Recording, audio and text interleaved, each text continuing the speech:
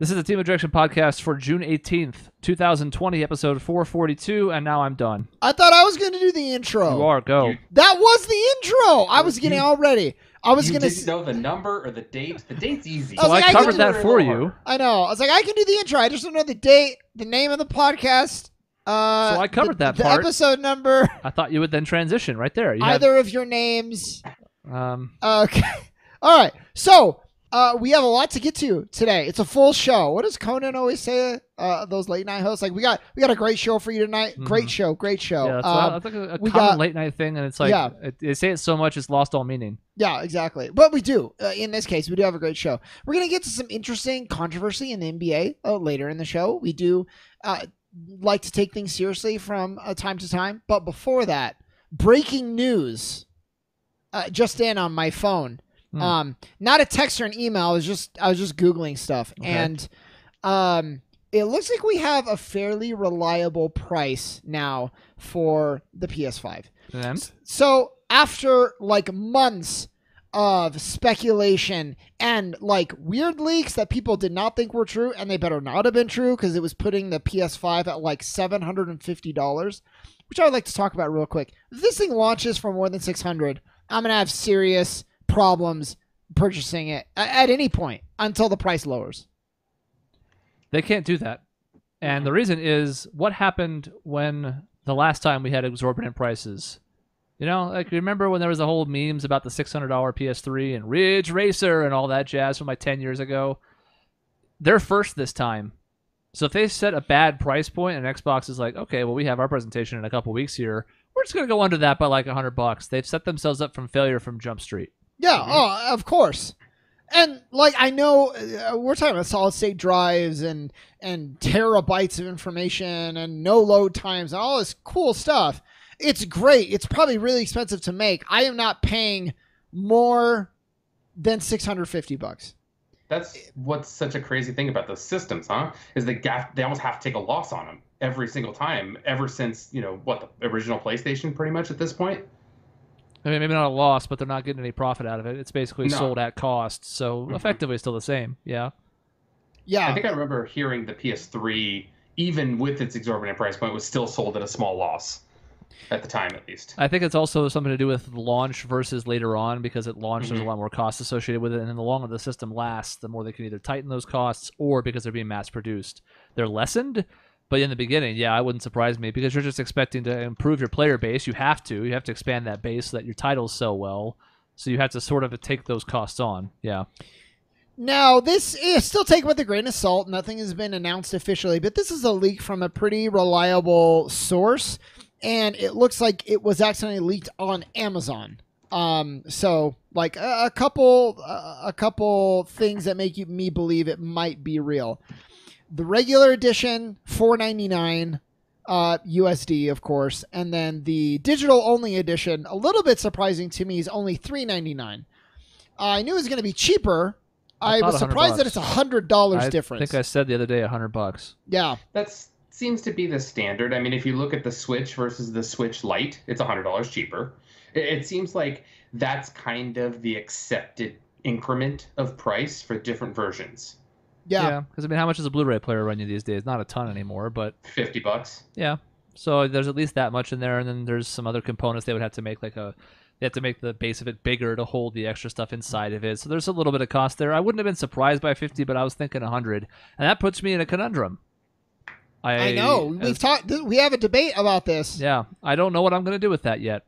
I have some time to decide, but is this the time where I finally go all digital, even though I've kind of pushed against it for years? Maybe. So tell me, if the all digital, does that mean that you download the games to your hard drive only, or do you stream, or a combination of both is what I'm assuming? I think, okay, you could be right on a combination, but at the very least, you're downloading the game.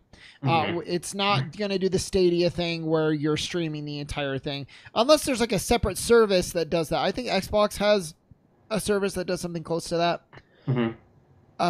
But yeah, you would be downloading all that onto your solid state. Yeah. And that goes fast. That's the problem I have with those.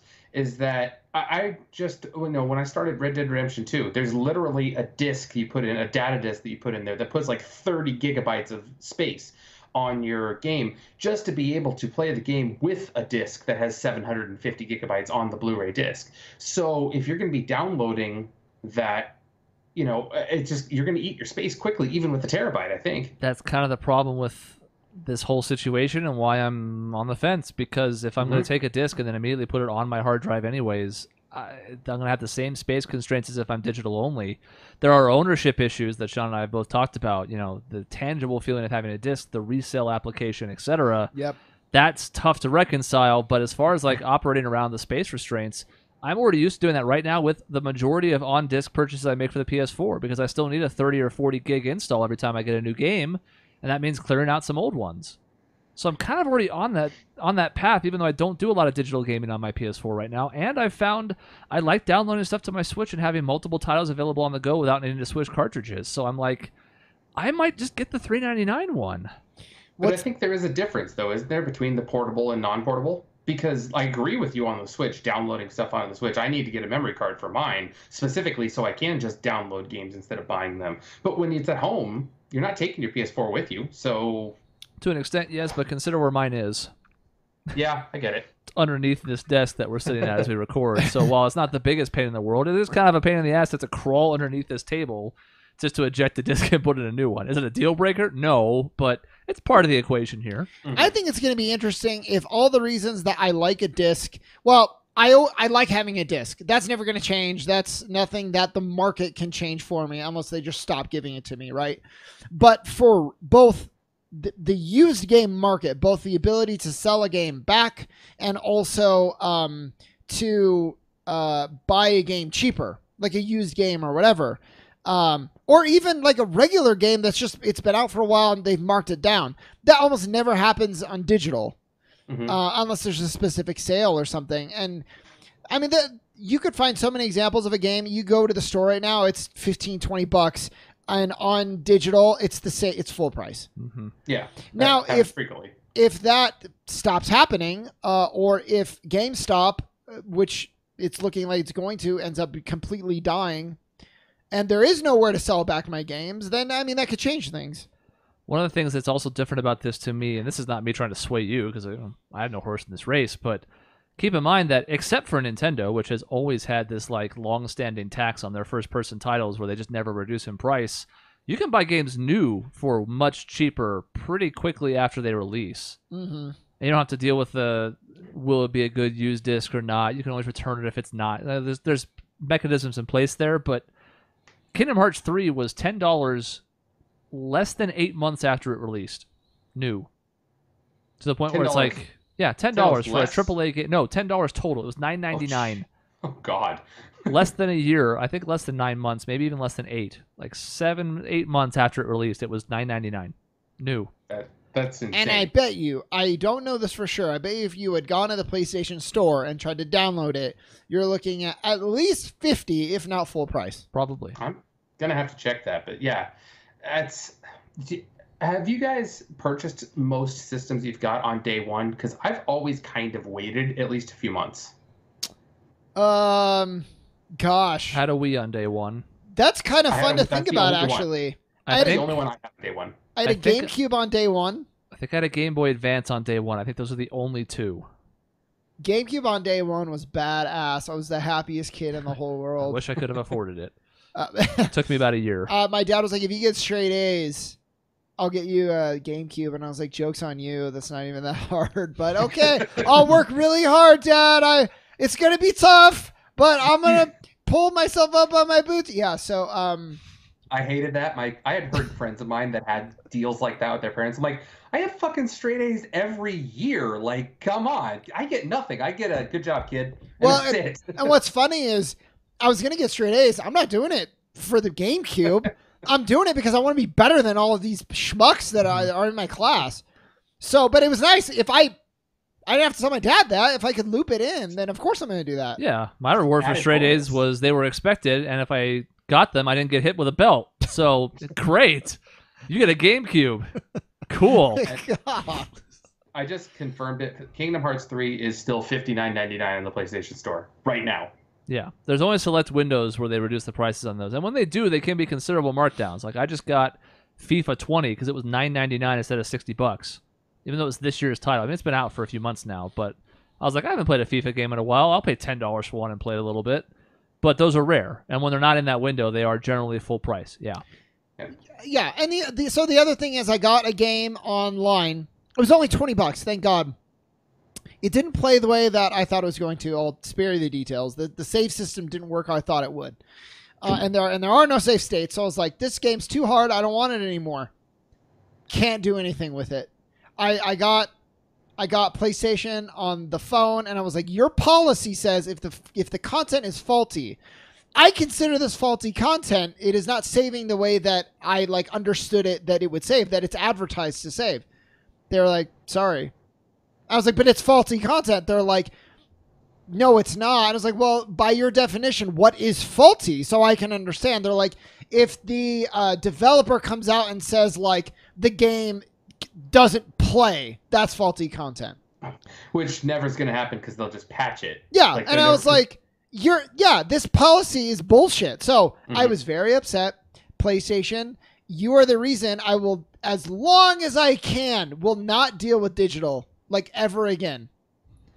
Yeah. Because I have no rights anymore. I like Amazon, I'll return it. Worst thing, they're going to hit you with a restocking fee that can be kind of exorbitant sometimes, but you're still getting money back. Like, this is just, sorry, there's nothing you can do. You're stuck with it. I can't imagine wanting a digital-only device like that. Like, I had the chance to purchase, like, when I started playing the Red Dead Redemption games, I could have bought it all digital. I could have bought... I tried to stream it on my PlayStation 4, and I could have done that, but I wanted the disc. It's just so much easier to just... It's smoother. It's just... I don't know. It's even easier to do with the disc. There's something nostalgic about it, maybe, but just better. I do. I love the disc. I'm with you, Dave. And the only question I think I have to look for is, am I going to get a format that isn't supported in 10 years? That would suck, but maybe. I would hope they would do something to help me out, and it would be like a next-gen thing, not that, hey, midlife of PS5, we're not making discs anymore. I don't think they're going to do that, but it makes me a little bit nervous. The nice thing is that no matter what decision, the highest I'm looking at is 500. I was prepared to spend up to 600, so that is really good news. I think in the world right now, 500 is the thing, kind of that middle ground that people can justify spending that on an entertainment device. Anything more than that, I think too many people get turned off of. Yeah. I know that, there's a plenty of the population that would spend $750 on this, but it's like there's a mental thing, I think, that goes on. 500 is like that breaking point, I think, for a lot of people. Well, I even start to get nervous if I was going to spend $750, like, Siri, like, don't go near that thing. Like, I'd be nervous it's going to break. I would be, like, irrationally nervous about it because it's so expensive. We're at 500, like, I want to take care of it, but worst case scenario, if I have to get another one down the line, I can afford it. 750, if that thing breaks, I'm like, well, I guess I'm never playing games again. Well, not to mention 750, you spend $750 on the system, and then you need a $60 controller and at least two $70 games. It's looking like you spend $1,000. It's looking like controllers are gonna be more like 70 or 80 from now on. Games hopefully will still be 60, although they shouldn't be 60 anymore in a way. As a consumer, of course, I want it to be the case, but yeah, I don't know. Yeah. It's real interesting. I mean, as is, even at $500, you're still spending. You're going to spend $800 with after tax, shipping, whatever. You're still spending $800 on this thing day one, basically. Yeah. Oh, of course. Yeah. But it's understood. I mean, to some extent, you understand that. But... Well, and then I want to get both the Xbox Series X and the PS5. Not at launch, but at some point, just like I did this gen. So that's going to hurt. Yeah. I think once the previous system's titles kind of slow down, once they kind of stop making the previous system titles, that's when price drops start to happen on the current gen system, and that's when a lot of people start to transition. Which makes sense. Although if this one has backwards compatibility finally, that might spur the player base into jumping a little bit earlier. I can see that. Because before it's like, well, there's still these handful of games coming out for like the next calendar year or so that I want to play on the old system because they were already in development, so they couldn't, move them up in time. Well, they put them on both, like some Twilight Princess monstrosity. But in that case, if I can play my PS4 games on my next system, like my PS4 is going to get mothballed real quick. What? Yeah. What sucks is wait, no, don't leave my mind. You were right there, and I was thinking, don't leave. I wish I found it. No, I don't know where Chris it is. found it. He turned it to me. I wish that PlayStation was the system that I preferred, because Xbox is the system I prefer. It's what I do most of my cross-platform gaming on, but I get the PS5 because there's so many good exclusives. If I just prefer the PS5, Xbox has barely any great exclusives. Do you think that the Xbox would have treated your digital broken game situation any differently? Do you think Microsoft support would have treated you any differently than Sony support would? I don't the answer know. is no. Well, okay.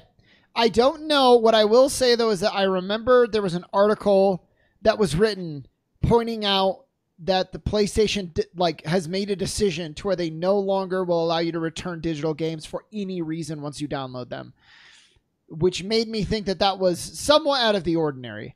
That's the only proof I have to go on, though. I will look into it this week, Dave, and I will get back to you on what Microsoft's policy is. God, more homework. Wow. All right. Just for me, not for you.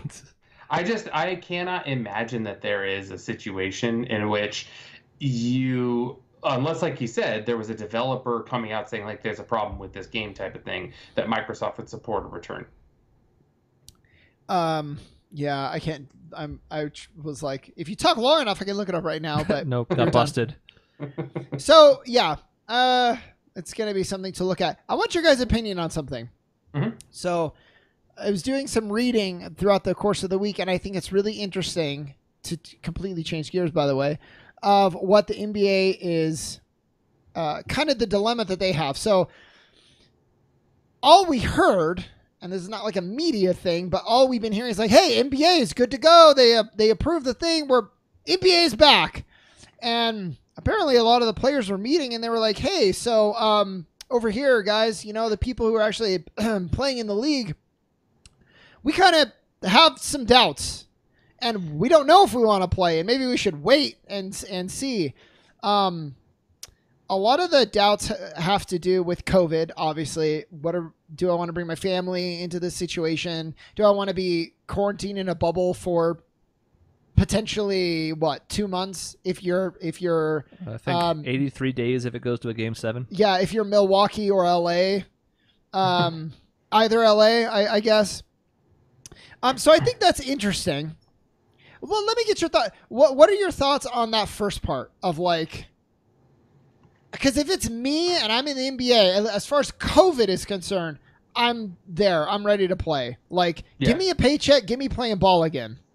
I agree with you on that, because while there is a concern, I think that the fact of the precautions that they're taking are so massively widespread, when then you compare someone working in a grocery store or a restaurant or something like that, making significantly less.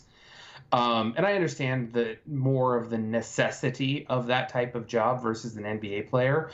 But man, they're going to be paid very well with some of the safest working conditions you could possibly create.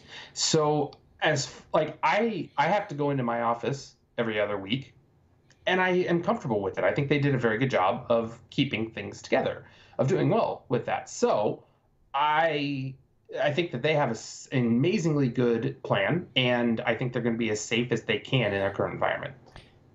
Now, what do you do if there's like a whole series of injuries to a team, and how do you bring in new players? Unless you put a bunch of free agents or whatever on the quarantine list for just in case they get called up, but that seems unrealistic, right? Mm-hmm. No, it is, and there's not a foolproof plan, but it's gonna bring it back, which means that the owners don't tear up the CBA completely this year, right? Which is a huge deal. That's what a lot of the veteran players that I've heard talk about it are saying. Like, I completely understand I respect that the NBA is saying you don't have to play. It's your decision to play. But if I'm the player, I'm playing, because if the CBA gets torn up, that's huge implications. That's paychecks. That's a bunch of bad stuff. Well, and not to mention, this wasn't like all 30 owners got together and said, all right, good, we're playing. The Players Association was heavily involved in this. Well, the NBA actually listens to their players, which is about the only league that does that.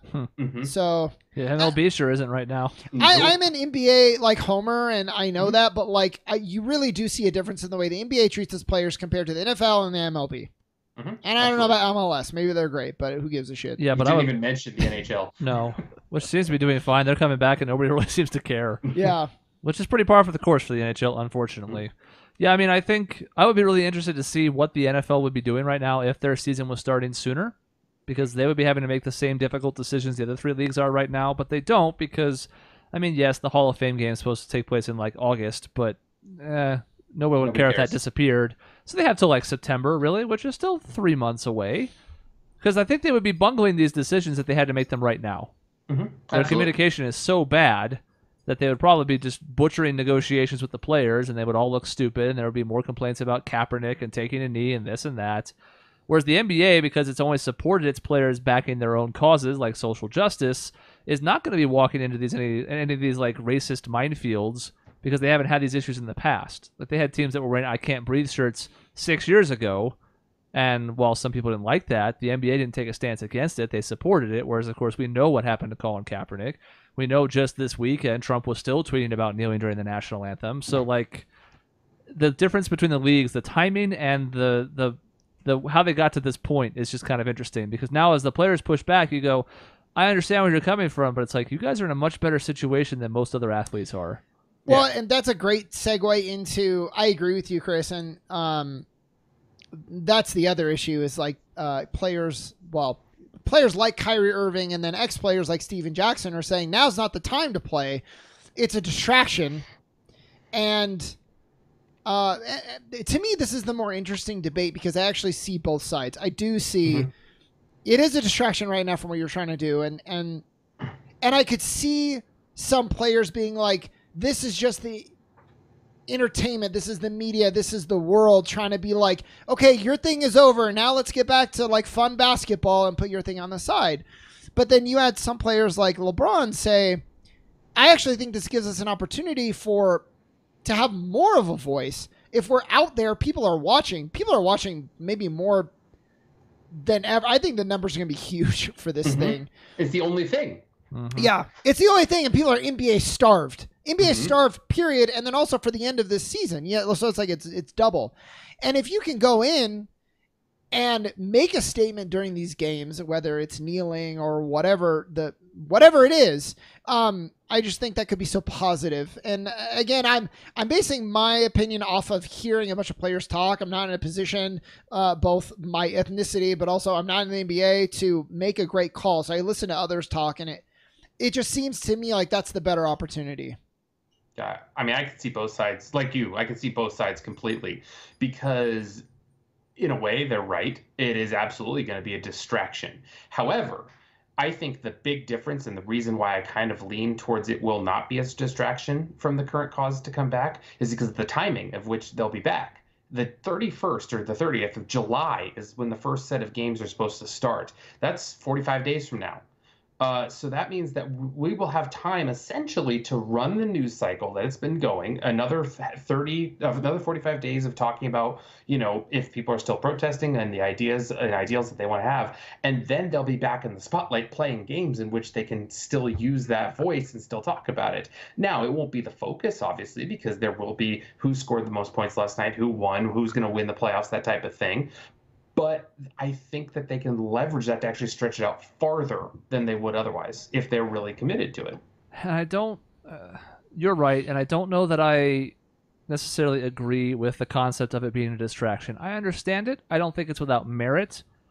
But to me, it's like the idea is there's nothing else for the news cycle to compete against right now. Like, people are just kind of watching the protests and they're absorbing this information and helping with the cause more than they might otherwise. But I'm like, people aren't just watching cable news all the time. the overlap between those people that are just watching news all the time because there's nothing else on and like NBA fans exists, but it's certainly not 100%. There are people who are watching old basketball games on YouTube right now, or the people that were eagerly just lapping up The Last Dance when it came out because there was no other content, who are going to find something else on the side, whether it's the NBA with actual games or a YouTube rabbit hole or whatever that is not just being connected to the news all the time. Because some people don't like that. And I get it, because it wears on you after a while, whether it's the protests or the coronavirus or whatever other negative news cycle there is. So, like, is it a little bit of a distraction? I guess, but I think the platform that you mentioned, Dave, more than makes up for the fact that it's going to be barging into this other news cycle. And to Kyrie Irving's point, I could see being like, this is a systemic issue, and until we see some change, you're not going to get the NBA. Like, we're not going to play and deal with it. Ta-Nehisi Coates wrote Between the World and Me, and there's this segment, this section of it that I thought the whole book is good, but he like so nailed it. He's like, there's racism, I'm paraphrasing, until it comes to like black bodies, and then it's fine. So if you think of like Eddie Murphy and Michael Jordan, it's like people are racist, but that like he's their favorite actor, he's their favorite player. It like ceases to exist when they can like profit from like their bodies or their talent or whatever the case may be. And so if they're like, you're done profiting off of us, I think that could be really powerful. But again, I think it's probably even more power. It's going to keep the attention of the people watching more if they use the games as a platform, because that's what gave them such a strong voice to begin with. Honestly, athletes have a huge voice in this right now, thank God, and I think and that's why. I have, I guess, two kind of thoughts. One, I'm amazed at how eloquent and well-spoken so many NBA players are. Not because of their ethnicity or whatever, their age. Like, a lot of these guys are in their early to mid-20s. I know I wasn't that eloquent in my early 20s. And there's a lot of guys in their 20s who are really intelligent, well-thought-out speakers. And it's crazy to me how interesting they are to listen to, how deep their thoughts are. I think Kyrie Irving is insanely passionate. I don't know that his passions are always in the right place. Although I heard a fantastic joke about him, not that it's serious, but I heard a great joke of that basically that if your leader wants to, says that he's going to fight for you to the ends of the earth, you don't want someone who believes that literally. Yeah. I'm solemnly nodding. Yeah. So anyway, but the point is, like, I am amazed at how well-spoken these guys are. They do a fantastic job of really getting their point across, and not being kind of the jerks that they used to be, I'd say, in some of the earlier days of the NBA. That got the NBA a bad reputation, fair or not. Well, and that was the reputation for the NBA for a long time, is these are a bunch of kids, and they're coming out of college, and they're not thoughtful. They don't care. They just want to play. And it's like, no, a lot of them, regardless of their background, they are very thoughtful. They do care. And I think it's a generation, it's kind of like a Gen Z thing. And, say what you will about millennials and whatever, but like they care about change. That's one thing that they are passionate about. And I think it's cool. Yeah. I love it. I love seeing the next generation come up being so well-spoken and passionate and wanting to change things. They might be misguided sometimes, but great. At least they're passionate. Yeah. It's better than Gen X that didn't care about anything. Exactly. And still don't. Never have and never will, apparently. I know. Yeah, I mean, I do think that a lot of this message is being hurt by the fact that it is Kyrie who seems to be leading this contingent of players that is on the fence about this. To me, it would be a lot more clear-cut if the NBA were the NFL and these were happening right now and the idea was, all right, come back and play. If it was the same idea of like shut up and dribble that became predominant there for a short little news cycle or two, I could see why they would really push back against this. And I'm not saying that, again, that they don't have merit behind it, but to me it's like, you're going to have 20 million fans watching these games. 20 million people. Some people who wouldn't normally, who are just hungry for sports. Because we've seen this from like golf's numbers that have risen because there's golf and NASCAR and Premier League soccer that just came back and Bundesliga and some Formula One. And that's it right now. So like people are like, I guess I'll watch golf. Sure, I've never really liked NASCAR, but I'll watch it. So the NBA now has a chance, especially with seemingly no baseball, to have basically the biggest platform of all before the NFL starts and blowing any other leagues out of comparison. They can use that to affect change, and they should. I so hope we see protesting. And it's not fair because the NBA, I think, has always had a fan base that seems to be more open-minded. I don't know why. That's just more socially aware, it seems to be. NFL, not the case. So they have more on the line to have their players do that potentially, but I hope like everybody kneels or whatever they want to do. Whatever is powerful. Doesn't have to be kneeling, but just do something. I think that's great. NASCAR is banning the Confederate flag. That's awesome. And massively unpopular. Yeah. Yeah, I'm sure. It's our heritage. And all right, you may have seen these memes, but pop quiz. How long did the Confederacy exist? 5 years. And not even 5 full years. Yeah. I mean, that meme is a little misleading, but I get the sentiment behind it. Because, I mean, there was more of a history to the South besides that. There's a lot of history to the South besides those 5 years. But I mean, it's a meme. It probably can't help but be reductive. But at the same time, it's a nice reminder that, like, this made-up figment of your imagination of sorts that existed. I mean, sure, it was real, but is, as at best now, a footnote in American history, does not need to be prominently displayed as a reminder of what assholes we were back then. Not to mention that wasn't the actual country's flag. I just don't know, in honesty, if there's truly someone who is not racist who really does want to keep the Confederate flag. I would be very interested to meet that person. Well, this is a kind of a tangent, but I think the word "you are racist" is thrown around a little bit too easily because it's kind of like there's a spectrum of people's beliefs of racism. I think it's too easy to label someone as a racist because they have a thought, basically. I think that people use that a little bit too easily to get out of an argument almost. Well, you know the reason I know you're right? Because somebody gets labeled a racist, and then that person gets labeled a racist because they called that person a racist.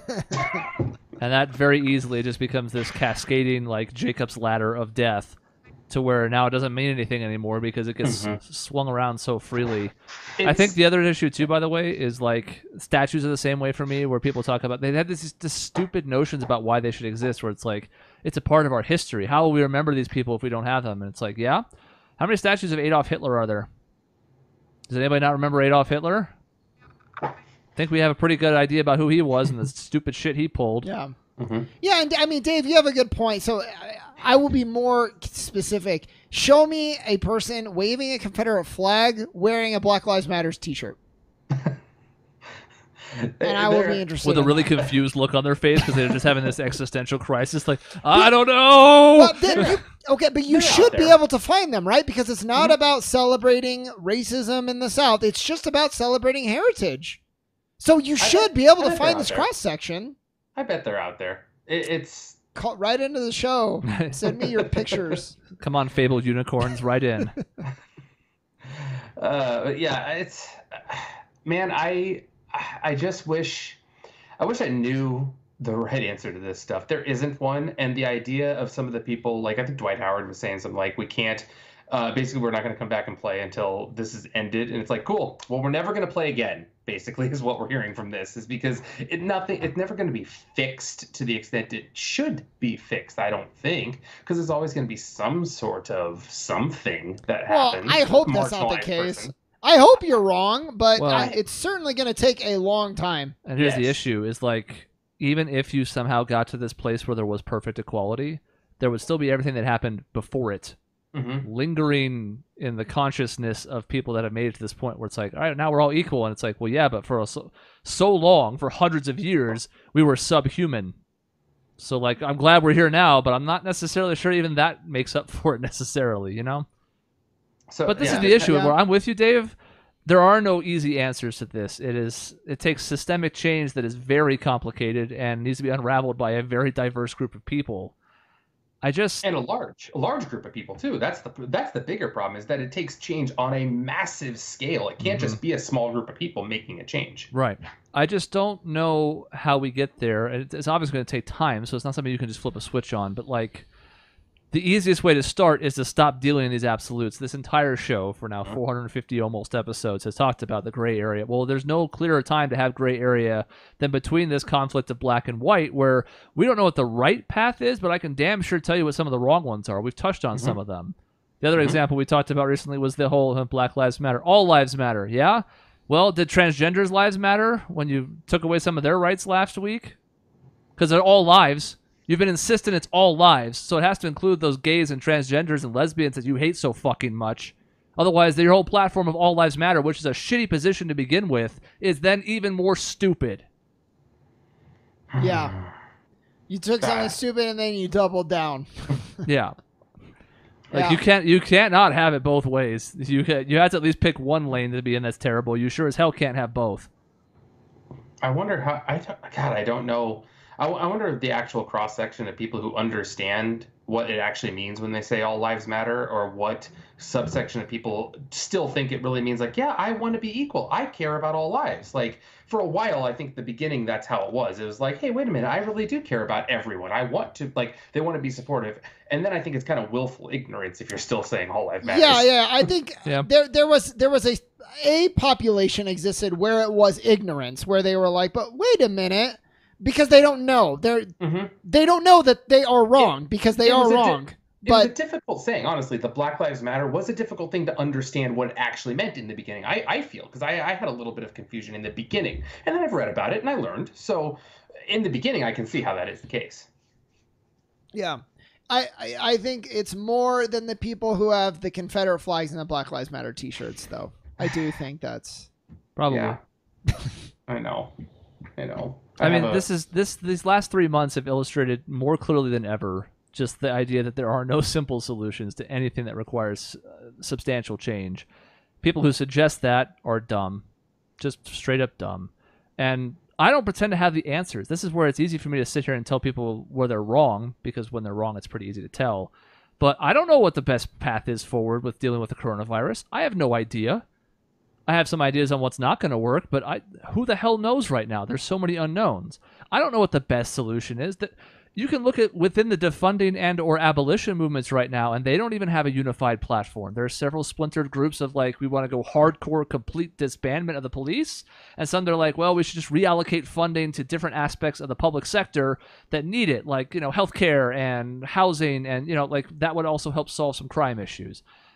There's so much nuance, and because all these groups are made up of individuals, you're never going to get a 100% consensus. So it's more about just meeting in the middle, like we mentioned, and talking about things and educating people and learning and seeing the other side. That sounds like such a simple thing, but boy, is it hard for us right now. Well, because everybody's like, it's easy. The answer's easy. Reform. And you're like, right. You're correct, but... the notion of that is correct, but then actually applying that's where it gets a challenge. Because do you just do a couple reforms of the way that the police conduct themselves, or do you, like Chris mentioned, abolish police, like defund the police completely, or any range between there? And I think that's what we're trying to figure out. But you know, the fact that we're having this conversation, I think, is really positive, because it's needed to happen for a long time, and it finally is. Yeah. So that's good. I think, and I hate, I don't want to like call anybody out like and think about this, but I see too often on social media people finding what they want to find in their information on both sides. You know, I have cousins and family members and friends that tend to lean conservative, and they find what they want to find. They find that defund the police means literally abolish it, and that's insane. Like, yeah, it's just gonna be the Wild West out here. We're all gonna buy guns, fend for ourselves. That's what they just imagine what it is, and it's like, hold on, that's not what it means. They like look into it, but they don't want to. And then I see people on the far left that's basically just like, okay, everything Trump says is the most evil thing ever said by any human being ever, and every single person that that ever says a question about any protest, any Black Lives Matter, anything is just a complete racist. And it's like, guys, like you have to, like I think it's key to go search out what the other side is saying so you can understand it. Like, yep. if more people wanted to do that and actually, like, wanted to go listen to someone who's extremely liberal if you're extremely conservative and vice versa, I think you're going to really find that you're not that far off if you just actually speak about what you want versus the meme. By being an obnoxious bird on the end of the tree branch, shouting your opinions off into nothingness, and that's not just a Twitter reference, but I guess it might as well be, you immediately shut down conversation. If you take a hardline stance that you refuse to budge on and have no interest in seeing the other side, there is no conversation to be had. Zero. Yeah, I had a conversation with someone, I'll just say someone that I am diametrically opposed with the other day. It's Maisie. Is my wife. And it was at least interesting. I learned something about why the other side in some ways thinks the way that they think. And it didn't have to do with any Black Lives Matter or protesting. It was about Trump, but still, it was like, I found this valuable, even though we almost completely disagree still. So yeah, I mean, I think you're right, Dave, but everyone hates each other. So.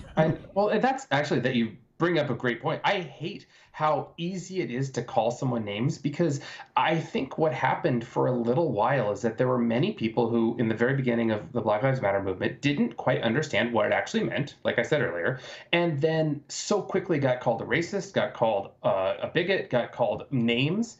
And it's just like, well, fine. Like, if I'm going to try to understand this and you aren't even going to give me the time of day to ask a question, like, fuck you guys, basically. Well, and it's a shame because a lot of the things that I've been reading get at that. They're like, now is not the time for like hatred. It's really a time for education. And they put out a bunch of stuff of like, when this happens, here's what you can say. And that's so much a better stance to take than like, oh, that guy said something, he's confused, punch him. Yeah, it's ridiculous to have someone who is asking you questions and call him a racist for asking questions. Like, if he's trying to earnestly understand your position, like, why wouldn't you give him the time of day instead of shunning him, which is going to make him not believe your position? Drives me crazy. But that's hard. It's easy to call somebody dumb. I've done it to two different groups in this podcast in the last 15 minutes, although I think because they're such extremists, I'm pretty comfortable doing it. Yeah. But it's hard to educate someone, especially if they're really stubborn about not being educated. For some people, like Dave said, there are people that are on the fence, and then they get pushed off because of a bad experience. For others, people have made an earnest effort, and they're just like, yeah, I don't care. I've heard this from this one source, and I'm good. I know everything I need to know about it. And you're like, well, then I don't know what we're supposed to move forward from here. I do think you get to a point where certain beliefs are so core to everything that they do or so related that if they were to rethink those, then they find themselves having to contemplate like the way they've lived their life for the last however long.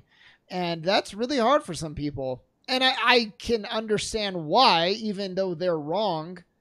But I think there's why there's such a resistance to that. It's like, I have to fundamentally change everything about myself if that's true. I like those moments.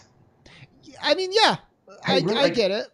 I like that introspective of, because, I mean, for a while, I will say, like, I never fully understood some of the stories that people are coming out with nowadays to the extent of a marginalized group of people and the lives that they've gone through. And I've read many stories, and it's like, it's been really, it's made me feel better in a way, understanding like, wow, this is really difficult. And I understand the necessity to keep this conversation going so people truly understand it, because it took me a long time and I want to understand it, much less someone who doesn't want to understand it. So I like having that worldview change because I think I learned so much and grew as a person. Yeah. It's kind of got that aha moment, doesn't it? Mm-hmm. It's sort of like solving a puzzle or something where you finally put the pieces together and you go, oh, so that's why this is important, because this, and I saw, oh, okay. But some people don't like puzzles, so maybe that's, I don't know. Yeah. I don't know. I remember hearing stories, and I don't want to trivialize it, but like I hear stories of people saying that they got pulled over for DWB, driving while black type of thing. I'm like, that can't happen that frequently. Like my sheltered worldview was like, come on, that can't happen that frequently. That must just be one bad guy. Then you hear story after story after story, and you're like, Jesus Christ, why? Yeah. This is awful. And it's not like people are like, well, this isn't all cops, which is kind of beside the point, really. Mm-hmm. But I was reading this thing of like starting to come out like a bunch of these cops, for example, they're in like biker gangs, I guess is a thing. So they're like badge by day, and then they go on biker gang at night, and they cause all sorts of shit, but they're untouchable because they're cops.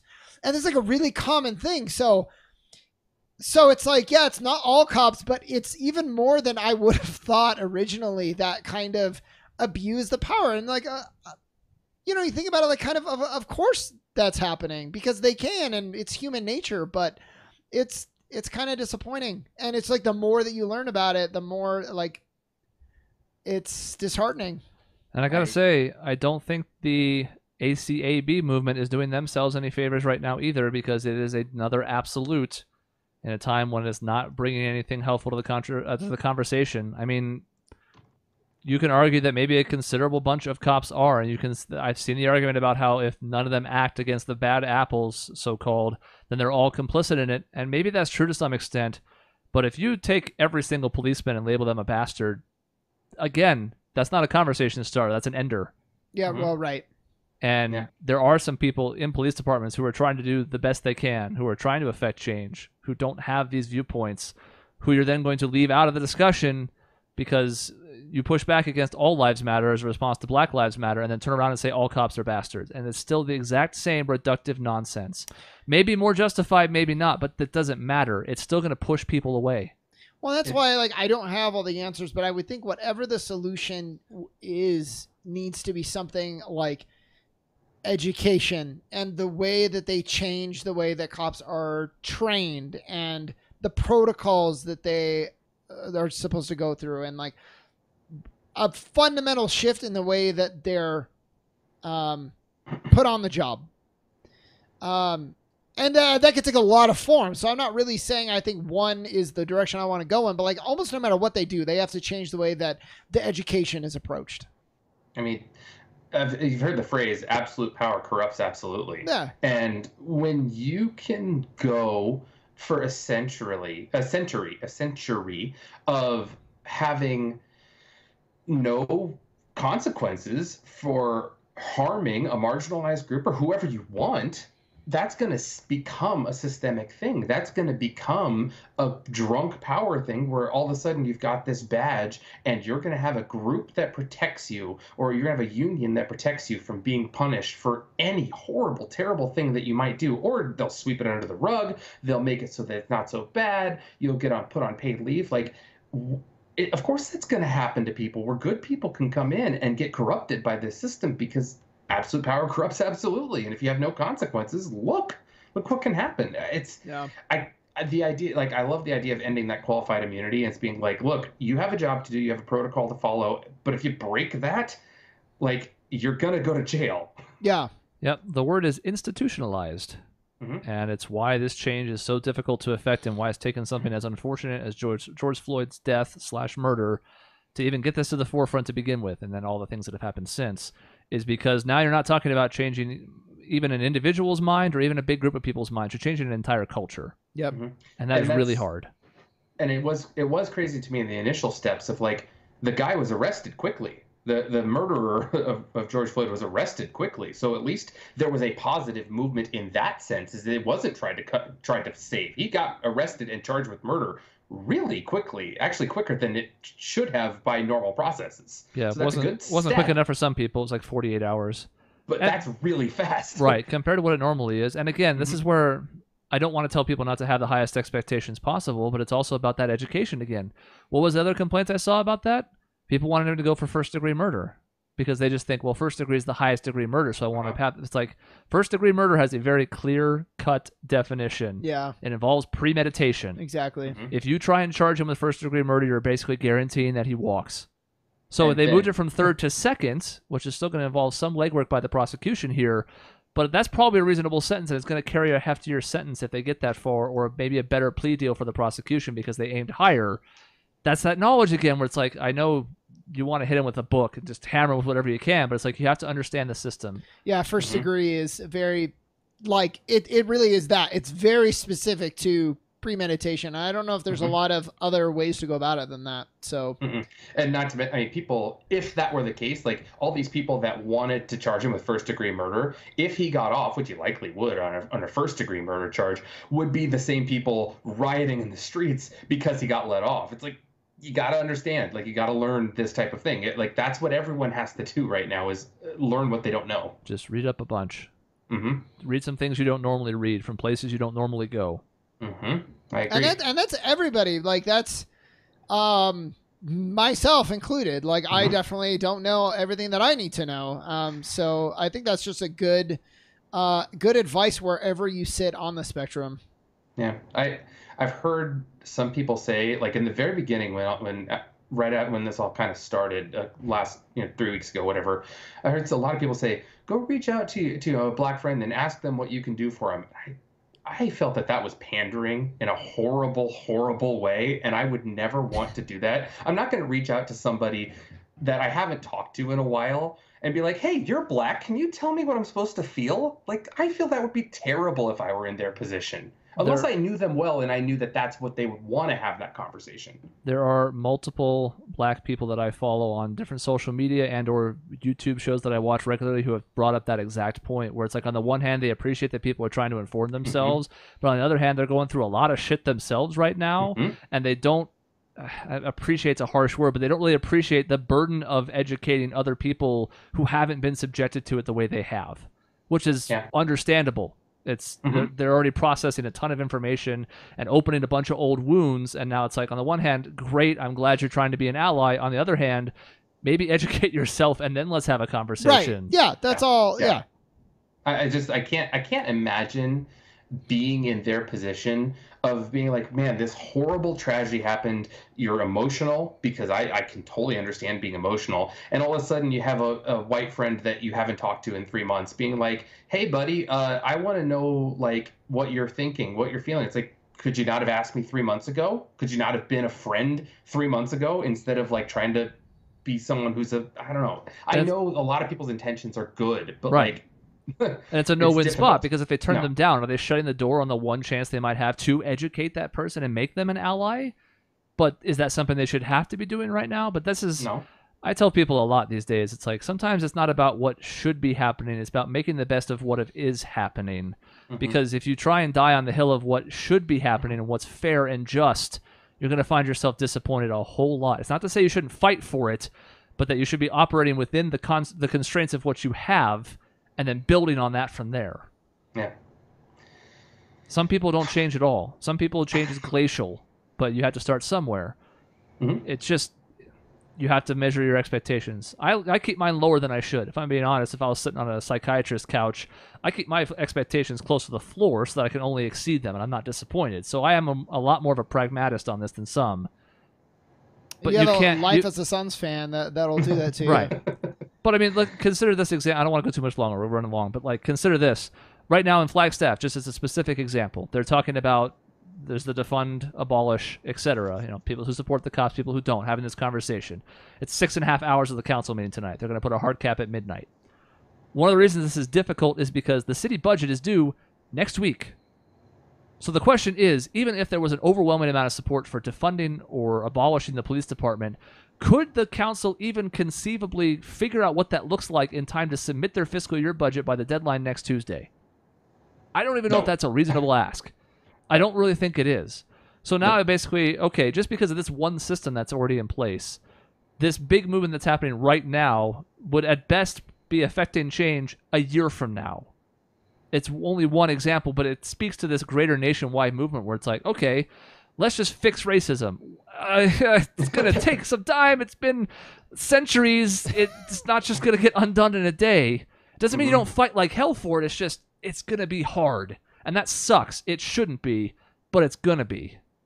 It's the anger needs to be directed and not just anger, if that makes sense. Yeah, I think right. It's like, I get being angry and I support it to an extent, but if you can channel that anger into change and not be angry just because something hasn't changed, I think that's the worst thing you're going to do, is if you're just angry because it's not fixed. That's not going to work. We talked about this with the Democrats for a long time. It's like they were just mad about Trump, and the message was, we are really upset. It's like, okay, that's great. Now use that anger to actually have a platform that people can start to rally around and effect some change.